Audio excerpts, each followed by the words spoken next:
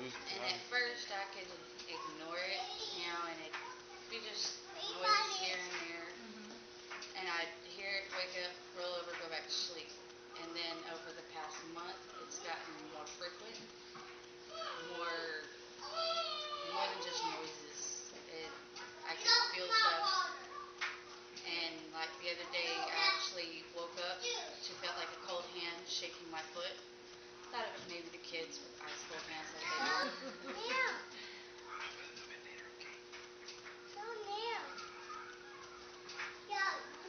And the weirdest thing that happened was yesterday while I was at the ER with my oldest.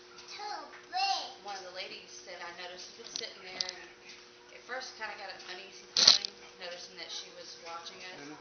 Well, I finally sat down across from her because where we were sitting when we got up, the bathroom was taken. You may take this as weird or that I'm crazy, but there's a man that's following you.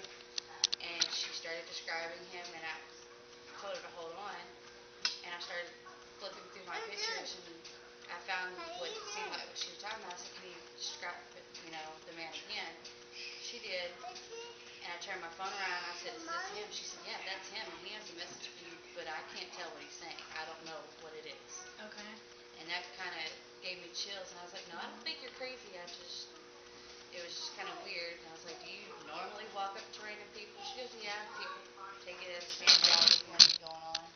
So we were just laying in bed, and I was describing, and the shower curtain fell that night, and it didn't sound like it just fell. It sounded like somebody grabbed a hold of it and threw it in the floor. The next morning when he got up to go to work was whenever he went to the bathroom, shut the bathroom door. We keep that vent closed because we don't like the cold air. He was standing there peeing, and he felt a cold chill from the shower going out away from the shower out the door. He said he felt a cold chill up his back that lasted about 3 seconds, and then it was gone.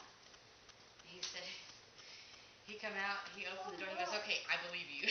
And the look on his face was just hilarious. Look at my number. Very nice. I'll write your number. And for the record, how did you come to find out about paranormal investigators in Moody, Texas? I decided to finally look up different ways to try to get help figuring out what exactly is going on. And I found y'all's website Googling paranormal investigators near Waco. And because I've heard that McLennan County does have a paranormal investigation team. And when my dad told me about it, I was like, "No way, Waco, McLennan County?"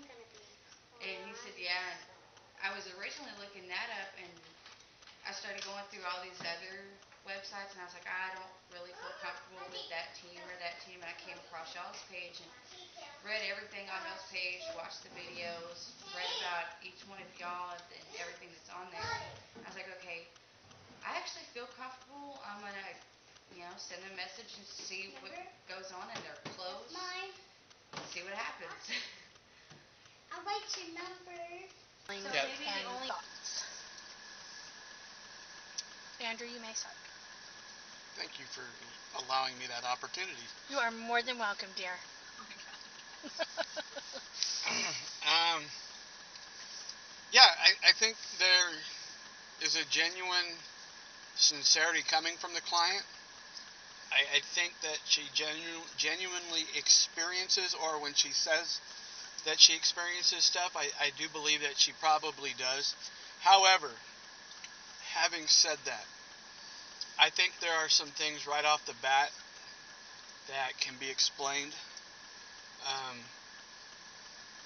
such as the bathroom shower curtain rod.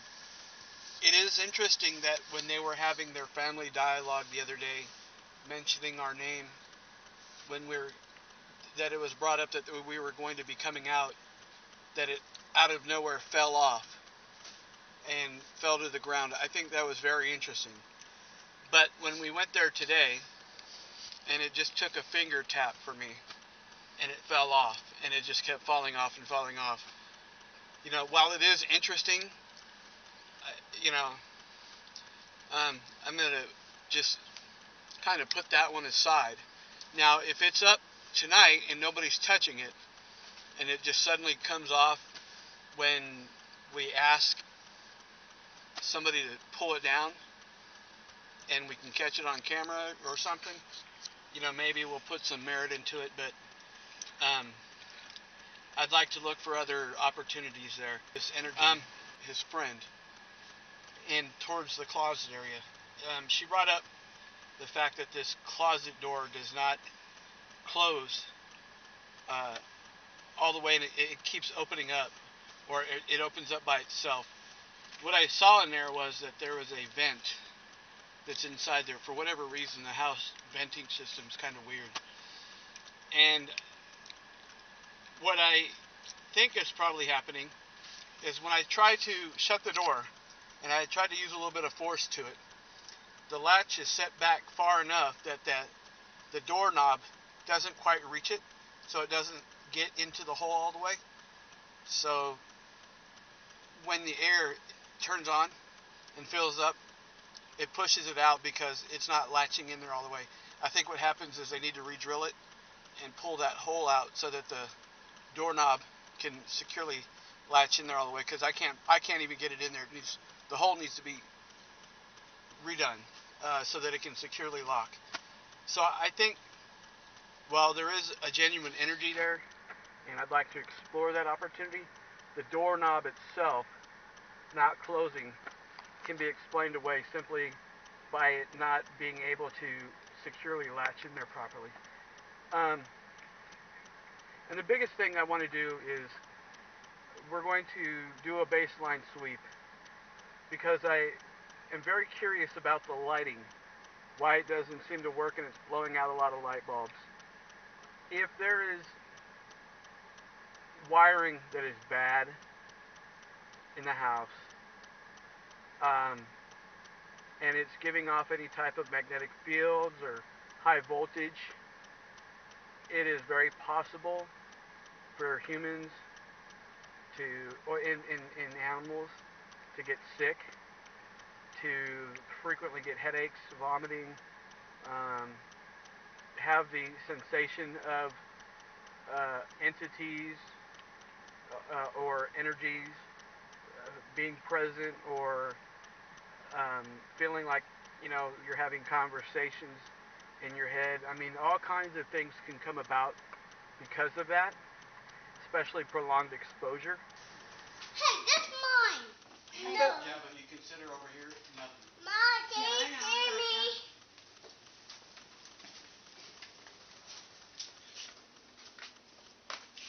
Kitchen area on that. Yep. How much? Come here, I want you to see this. Here, look at this. Oh yeah, you gotta find that. I can't. It's too dark. See that? That is going up to. See that? See.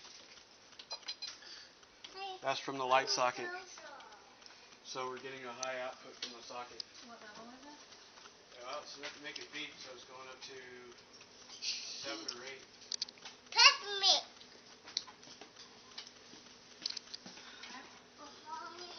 Yep. Right there on this side, it's going up to a 7 or 8. Oh, Microwave? right here. I just barely even came over here. Where's the thing she had? Put it down. And that's the Washer and microwave dryer, and the washer and dryer? microwave, right here, the socket. See that? This is the wire. Socket area right here. What number are you getting? 7 to 8. This is a consistent 6. What's that for? Whoa. I knew the microwave was gonna do it. Yeah, the microwave microwave is always. an old Oh, yeah. microwave. Go tell me what the number was. Oh, here's a stove. That's doing it too. Do the microwave. No, it's off the chart. Okay. Quit. Stop. Stop. Where's the thing she had? Just don't worry about it. Do not dig Which in one her is the stuff. microwave? Which plug is it? Can you Black. see it on the counter when you? It's black. It's behind it. This is We pull that one out. I wanted to see the difference off the. It's still getting us. Yep, I'm still getting a spike off this jack. See?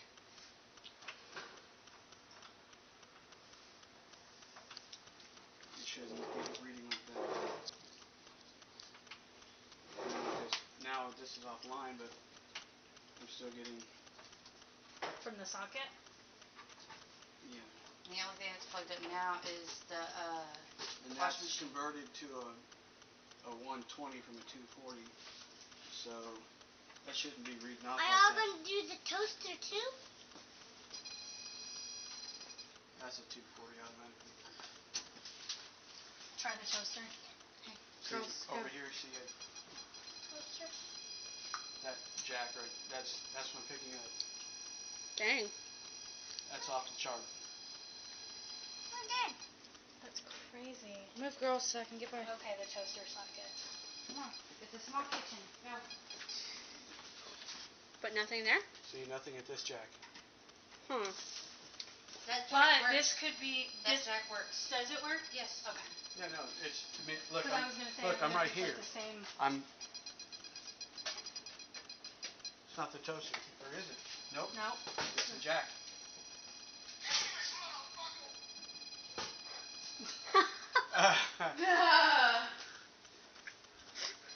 No, this is the jack. Yeah, this works. This one works. No, it's the jack. I was just showing Yeah, she was Yeah. just showing me. that this does work. It's the jack. And everything over here. And this one's This not whole wall plugged is in. going on. Look, The whole wall? this whole wall is going on. Yeah, it's everything on that wall. I'm gonna get you. See? Spin me. Not This right whole now. wall is. Yeah, this is where the bed was and where my phone kept shutting off. Okay, look, I'm just at the light socket. And the All plug's right. down there. I'm just going to let my antenna go down. Here, see? It's actually just better to go down because it's on the surge protector. Not a lot, though. No, I got it right at this jack. Okay. The jack's fine. I mean, it's not nearly. Oh, there we go. So maybe it's wires in the wall. Could very well be. But this wall's okay? I mean, you're gonna get some from the sockets, but Yeah, but it shouldn't be when Try over here. Try over here. Katie. Try here. it should not be like that. you Come think on, that's try like a normal amount? this plug. Not, yeah, it shouldn't I be. want you to see that. This plug. I'm in the middle of nowhere Go with over no it closer. socket against the wall. This is normally where you talk. It's 7/16/13, lead investigator Andy, and I'm doing my log for our investigation tonight in Lorena, Texas. Just checking in with everything here, doing a little bit of recap, what we've done so far. We've done our client investigation. We've done a sweep of the house, and I have found on several walls what I think might be some loose wiring, stripped wiring. I was getting a lot of hits just in the middle of the wall near the outlets. When we turn off the power, it went away. And it would cause a little lightheadedness. So we're going to the store to get some aspirin and stuff like that so we can make sure that we're okay through the nighttime investigation. Okay, we're in the process of setting up in the client's home at this time. We're getting out various forms of equipment that we like to use. Andrew, would you like to explain what's happening? Yeah, what we're doing is setting up right now our command central. This is a digital video recorder, and I'm going to be putting 4 day-night 0 lux cameras that will catch a speck of dust, pretty much anything. It'll tell you whether it's dust, orbs, bugs, whatever it is. These will pick them up. These are absolutely what you want to have for high definition infrared day-night HD quality film. Kind of already been a long process just to get here, so if I kind of, forgive me. We're going to have a couple voice recorders. These are going to help us pick up sound. At some point in our investigation, we'll be using a PSB7, which is better known as the Frank's box or ghost box. I do have another singular night camera that can be used independent, and it has its own infrared system, as well as a Bell & Howell camcorder, which is also night vision. And for still photos, we also have a Bell & Howell night vision high-res camera for taking still photos. We have a K2 meter. Also, we have the EMF sensor, which is also another milligauss sensor.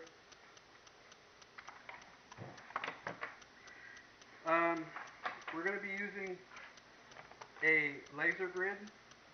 Basically, what this is going to do is set up a laser against the wall, and if anything passes this laser grid, you'll be able to see the blot on the wall.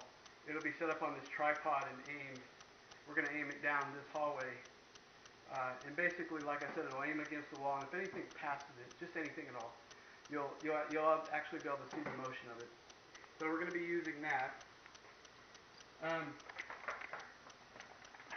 I'm going to go ahead and have a temperature sensor in here as well. Additionally, we'll have some flashlights. We'll do maybe some older flashlight tests. But I'm also going to be using a piece of equipment that not every team has it or uses, but we're going to be using an EM pump. This is used to create energy for the spirits to manifest. You don't want to put the K2 meter too close to this, as it is the exact opposite. This is what puts out the energy for those K2 meters to go off. This is what helps energies or spirits get the necessary energy that they need to manifest, so that's why the K2 meters pick them up. So we're going to be using this as well, but we're going to set it in a central location like the living room or something like that. Purple. And then we'll do later, we'll do some ghost box sessions. So, and I may, I may pull out actually some motion sensors as well. So we've got quite a bit of equipment that we'll use, and it should be pretty fun. Of course, you've got your standard, every group has them, mag lights. And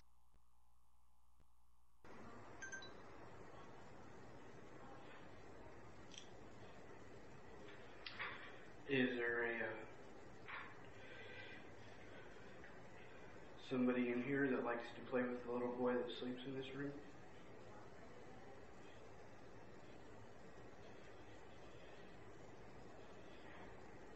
If there is, I have a couple of toys that you can touch to let me know that you're here.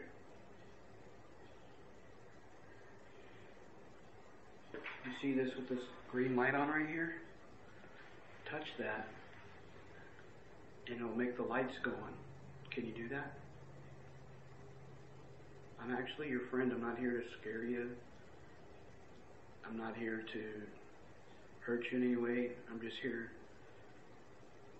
to receive any message you may have and help you share it with the family.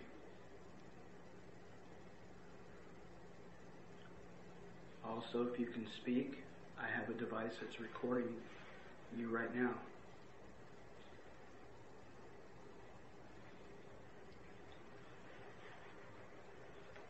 Maybe you want to touch this screen.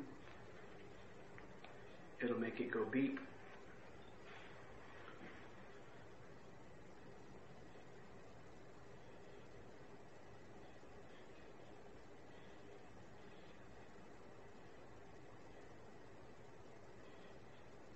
I'm talking to the friend of the little boy who sleeps in this room.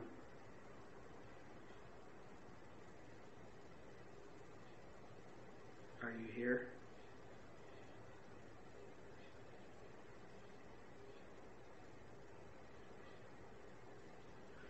Can you make that green light, touch that thing with the green light?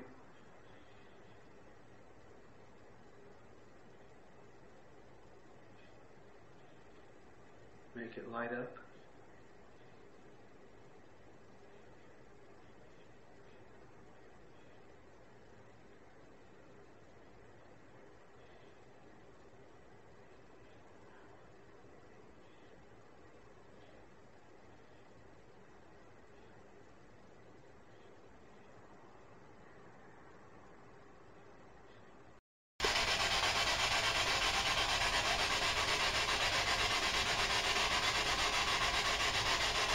Come on, walk across that wall for me. Please.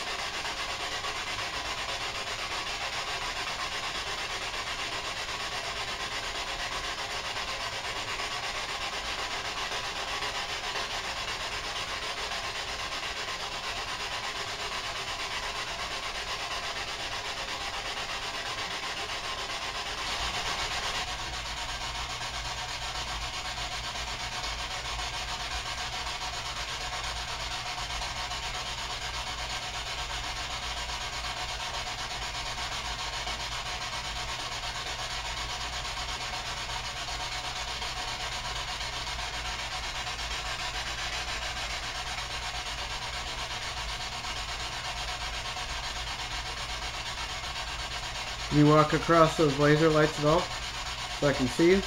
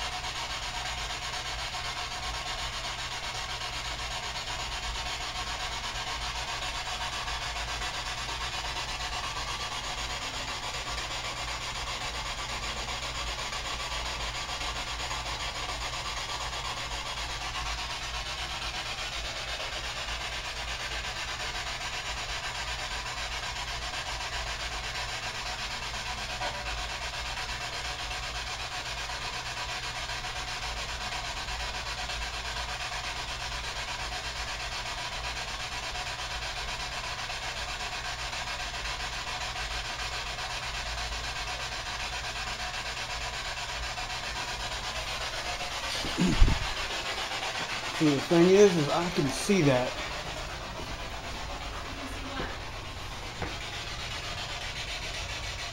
Oh yeah.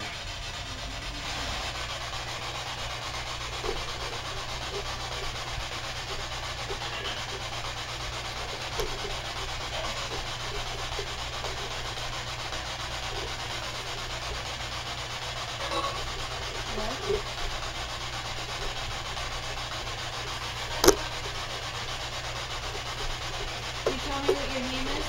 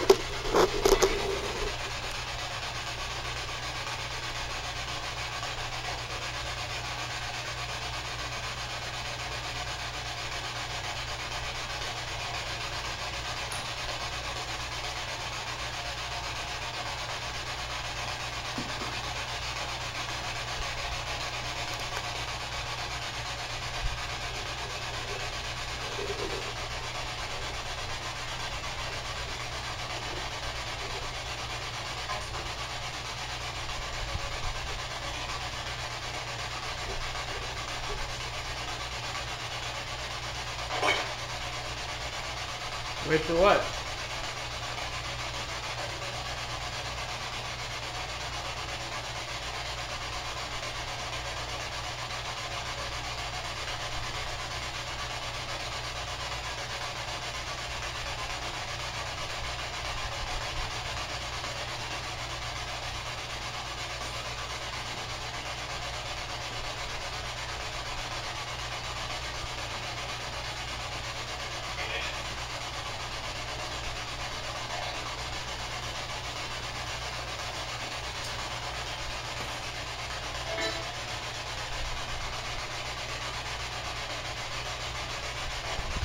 Can we give you a little help there?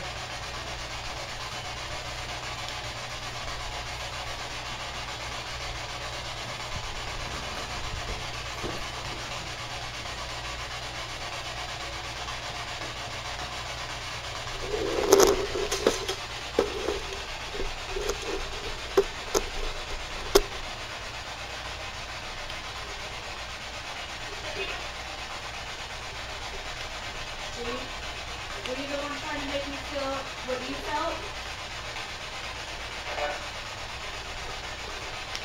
You trying to harm somebody here?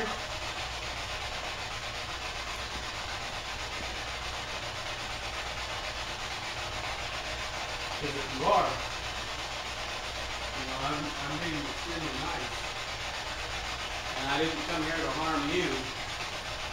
And I don't take kindly to harming anybody either.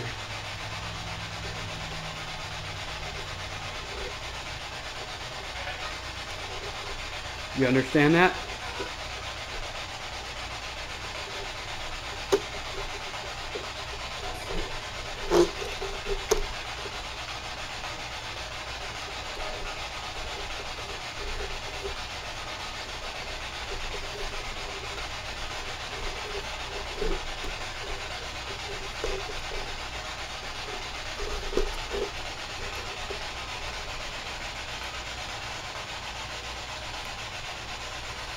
You want to say what happened? What happened? Just hold on, let me get you.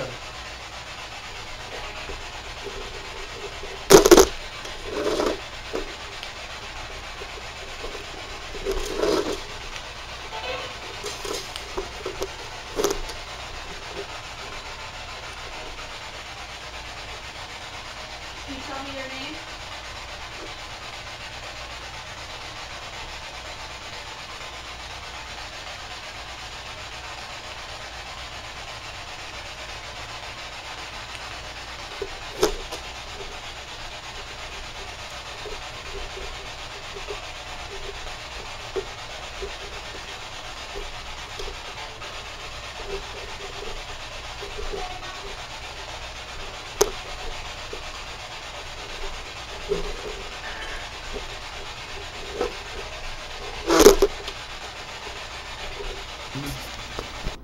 We're going to do one more sweep.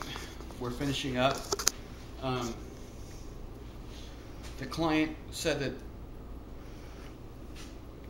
she heard a lot of kids laughing and music, and as you can tell, I have the new devices in. I can hear pretty much anything a voice recorder can hear, and I did indeed hear something that could have sounded like whistling or light melody type things, but I think it's the vent in the rear whistling. I earlier did the baseline sweep with the milligauss EMF. I'm now going to try it with the K2 since we know it's very sensitive. So before we leave, I just want to re-verify everything with my K2, because what I really think is going on is we have a case of noise traveling through the house. We've got some bad wiring.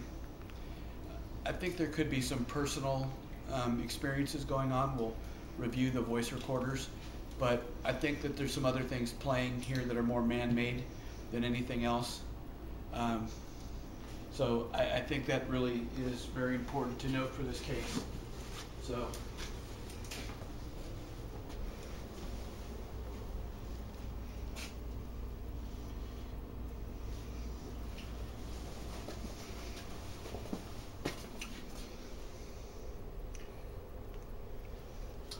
Over here is one that we started getting crazy, right? Yeah, but that was with the microwave plugged in. Yep, unplugged. Okay. And then we came over here and it. Yep. Still? Mm-hmm. The oven. Bad, nasty, bad. Just even the fridge. I think it's this one. That one's off. Yeah, no, it's not. She said that's the one that I didn't thought even she work. said. Well, I'm getting current from it. She said it doesn't work. So even if it's on, she said it was still. See? It just didn't heat up. See, I pull away. Yeah, I saw. See? Okay, you're moving too fast. Okay.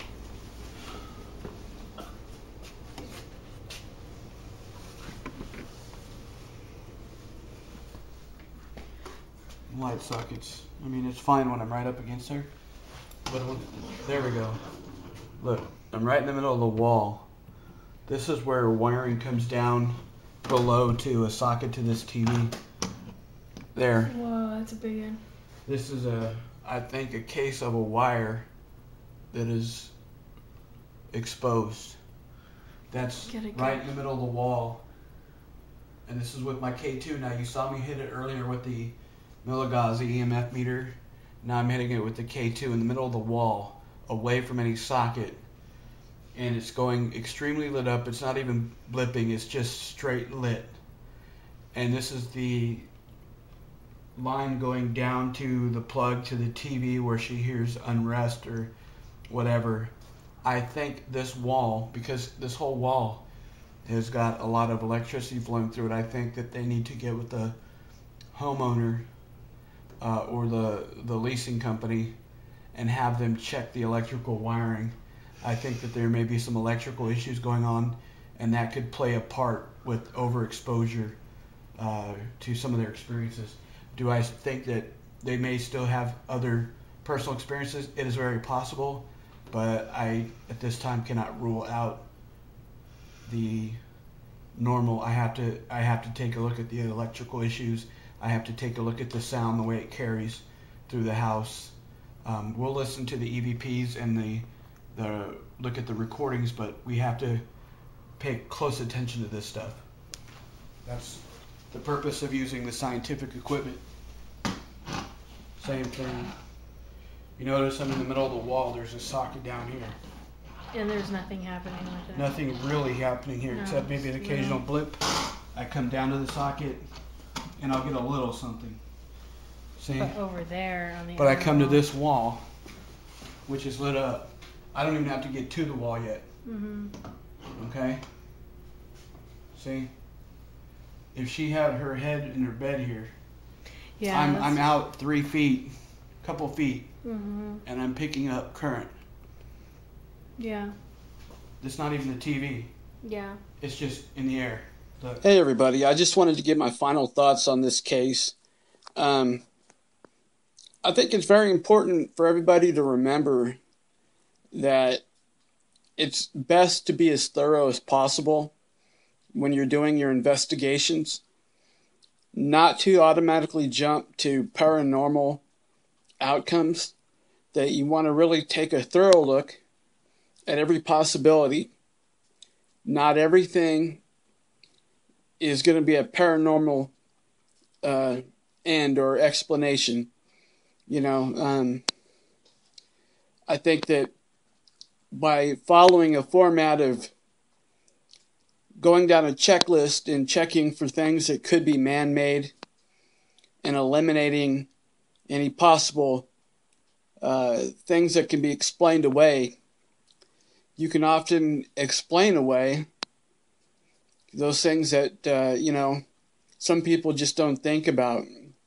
In this particular case, I found that a large amount of exposed wiring, electricity that was in the air from a wall, caused us to personally have headaches, and you do kind of get the itchy skin and that kind of stuff. I can only imagine what the client felt like over exposed periods of time. The house, you know, was a little with a tile and the ceiling a little bit acoustic-like, in that every sound was going to carry through. I was talking as light as possible during our EVP sessions, and I could hear Jennifer 3 rooms over, and she could hear me as well. The refrigerator is an older refrigerator, and so it's going to have some knocking sounds and things when the freezer turns off and on, which could explain away the sound of the lock. The door had the hole where the lock should latch drilled too far back, so it would never make a complete close and thoroughly latch. It needed to be drilled out a few, about a ½ inch out, and I think it would close properly. Also, the shower curtain was very loose. Never did come back down after we put it back up. The TVs, the TVs were older tube-style TVs, and that's known to have, when the electricity hits them, they sometimes make sounds. The sounds sound like a little click, or like it's kind of a little crack. Oftentimes that's the tube that fires up for the filament inside. A lot of people don't know that. A lot of people these days have high-def TVs and are not familiar, especially some of the younger people, with the inner workings of tube TVs. Well, those TVs, the filament and everything in the back, sometimes will make a little bit of a sound, even though the picture is off. The electricity still goes to them, and they have to fire up in the back and keep that tube and everything warm. Bottom line is, I'm not invalidating the client's personal experiences in any way, shape, or form. After reviewing our case, while there are 1 or 2 little areas where we found maybe some possibilities, I could not say with any conclusive evidence that I found any paranormal activity. What I did find was that the client, I do believe, however, was being honest. I do believe that she felt that she was having these experiences, but I also feel that there were a lot of other things at play here, such as the exposed wiring, which we know can cause sensations of talking to people, or feeling like somebody's around all the time, being watched. Again, not invalidating, I'm just saying it pays to be thorough, because those things also affect us in ways that we don't fully quite understand all the way. So anyway, this was a good example and reminder to us on why we do things in a format that keeps us grounded in a checklist, because not everything should be jumped to a conclusion right away that everything is paranormal. Anyway, thanks for watching with us, and we'll see you next time. Thanks for watching Paranormal Investigators, Moody, Texas.